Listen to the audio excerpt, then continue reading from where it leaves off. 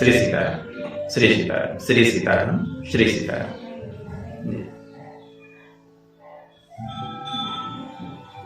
आयुर्वेद के भी पूरे कॉन्सेप्ट को समझा नहीं गया है ना।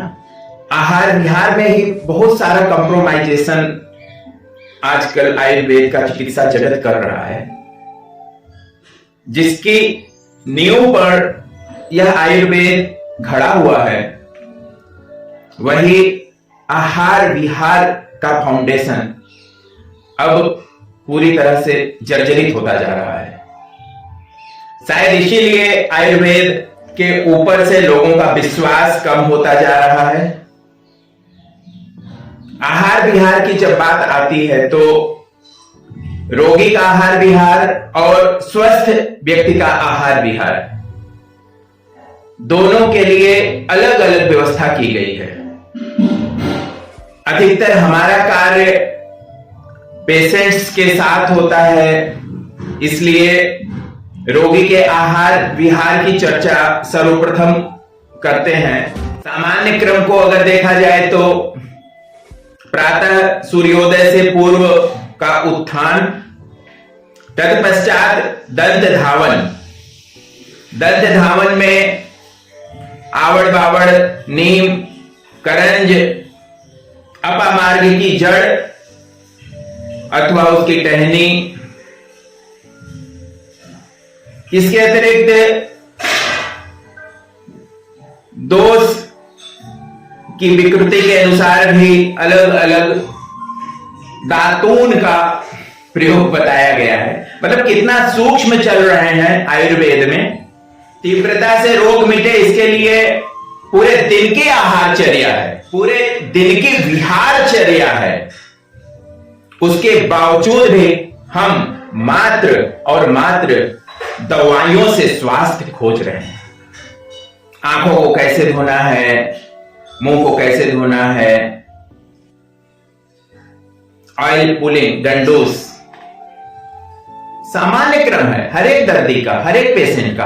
आप कराते नहीं हैं।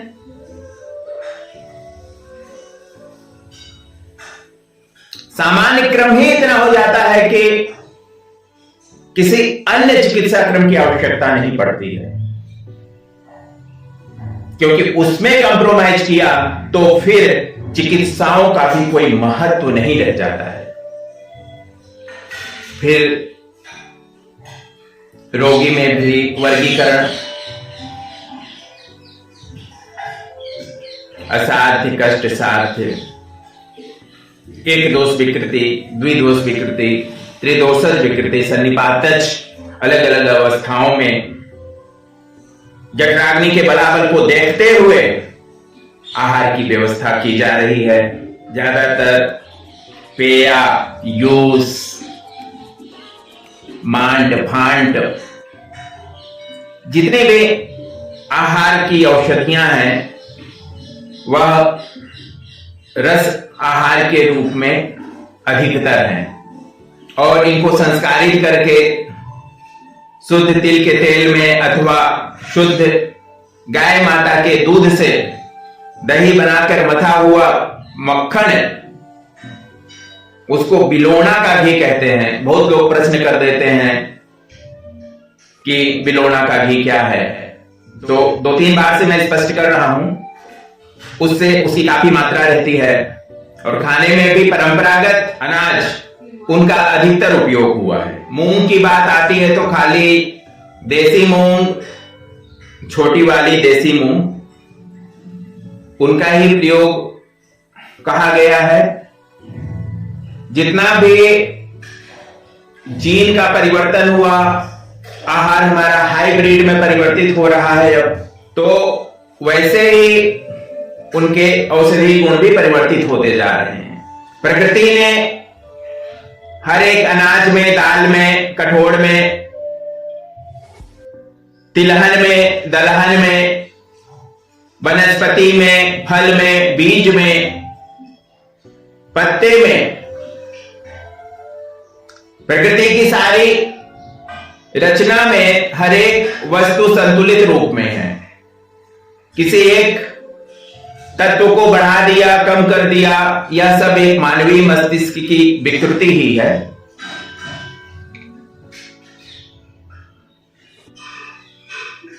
गेहूं बहुत ही ज्यादा रोग कारक है, लेकिन उसी गेहूं को जब हम होल व्हीट के फॉर्म में ले रहे हैं, मतलब कि उसका सब कुछ सुरक्षित है, उसके छिलके भी नहीं फेंके जा रहे हैं, तो वही व्हीट उस छिलके की वजह से, उस चोकर की वजह से, उस थूला की वजह से उसका नुकसान कम हो जाता है। और जितना एक फिल्ट्रेशन है, पॉलिश करना है, पॉलिश्ड अनपॉलिश्ड दो तरह के, लगभग सभी अनाज अभी दो तरह के हो गए हैं। इवन हम तो देख रहे हैं कि मूंग की जो साबुत मूंग है उसमें भी चमक लाने के लिए उसको भी पॉलिश किया जा रहा है। आप छिलके के ऊपर भी पॉलिश करने का प्रयास कर रहे हो, उसमें भी आप कुछ ना कुछ केमिकल का ही प्रयोग कर रहे हो। तो किसी को स्वास्थ्य की चिंता नहीं है, चमकती दमकती लोगों को दालें खानी है, अनाज खाने हैं, बिल्कुल भी छानना ना पड़े, ऐसा ही मैदे की तरह आटा खाना है, ऐसे ही आटे की रोटी लोगों को अब पसंद है। क्या आप लोगों के जेनेटिक चेंजेस नहीं हो जाएंगे?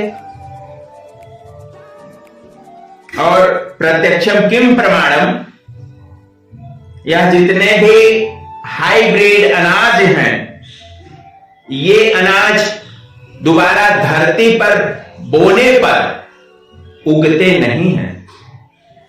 और मानव जाति की भी यही दशा हो रही है कि मोर देन 60% युवा आज संतानहीनता के प्रश्न से परेशान है। बच्चे नहीं पैदा हो पा रहे हैं।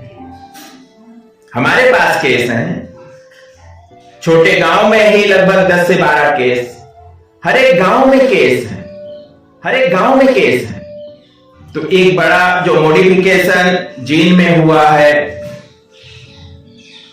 और संतानहीनता में भी एजिस्पेनिया जो सबसे ज्यादा कष्ट साध्य है अथवा बिल्कुल ही लाइलाज है, कोई उसका इलाज नहीं है, क्योंकि उसमें स्पर्म बनते ही नहीं है। आज ऐसे भी केस ज्यादा दिख रहे हैं। तो करबद्ध प्रार्थना है आप लोगों से, आप लोग जेनेटिक मॉडिफिकेशन बंद करें, अथवा तो अध्ययन करो इसके बारे में, क्यों मानव जाति के पतन प्रोत्साहित कर रहे हो।